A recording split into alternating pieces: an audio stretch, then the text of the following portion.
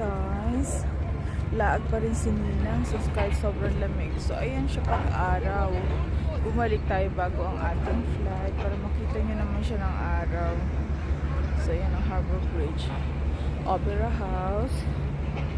Asan ang, ayan siya, kita nyo naman, meron pa dyang cruise ship. So ayun, nasa na siya, hindi ko na makita. Naku, Diyos mio, nakasalamin pa kasi ang Ninang. Ayan, para kita niya, talagang malamig guys, totoo lang. 4 degrees this morning.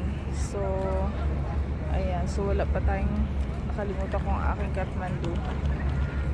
So malamig, tabi pa tayo ng dagat, so kaya ganun.